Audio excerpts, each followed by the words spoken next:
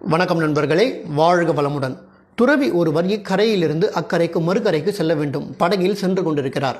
படகில் சென்று கொண்டிருக்கும் போது படகில் இருந்த ஒரு சில இளைஞர்கள் பெண்களை பார்த்து கேலியும் கிண்டலும் செய்து கொண்டு வருகிறார்கள்.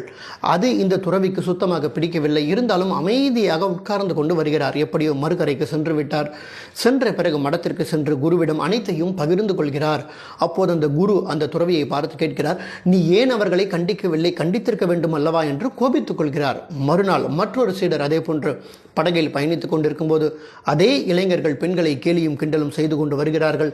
அதை இவரால் பொறுத்து கொள்ள முடியவில்லை. இவர் இந்த துறவிக்கு கோபம் வந்து விட்டது. அவர்களை அடிக்க சென்று விட்டார். அனைவரும் பயத்தில் ஒரு இடத்தில் உட்கார்ந்து கொண்டு விட்டார்கள். இவரும் மறுகரைக்கு சென்ற பிறகு மடத்திற்கு சென்று குருவிடம் சந்தோஷமாக பகிர்ந்து கொள்கிறார். நான் அவர்களை அடிக்க சென்று விட்டேன் என்று சொல்கிறார். அப்போது அந்த குரு இரண்டாவது துறவியை பார்த்து கேட்கிறார், நீ எப்படி கோபப்படலாம்? நீ ஒரு துறவியாக இருந்து உனக்கு கோபம் வரலாமா என்று கடிந்து கொள்கிறார். இப்போது எல்லா சீடர்களும் ஒரு சேர ஒரு கேள்வி கேட்கிறார்கள் அந்த குருவை பார்த்து, என்னவென்று.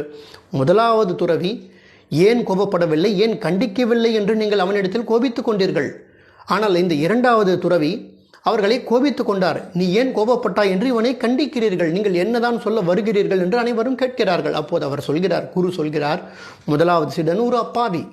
அவனுக்கு கோபம் என்றால் என்னவென்றே தெரியாது. அவனுக்கு உணர்ச்சிகளே கிடையாது. அவனுக்கு உணர்ச்சிகள் வர வேண்டும் என்பதற்காக நீ கண்டித்திருக்க வேண்டும் என்று நான் அவனுக்கு சொன்னேன். ஆனால் இந்த இரண்டாவது துறவி அப்படி கிடையாது. இவன் எளிதில் உணர்ச்சி வசப்படக்கூடிய ஒருவன். இவன் கோபத்தை கட்டுப்படுத்தியே ஆக வேண்டும். எளிதில் கோபப்படக்கூடியவன்.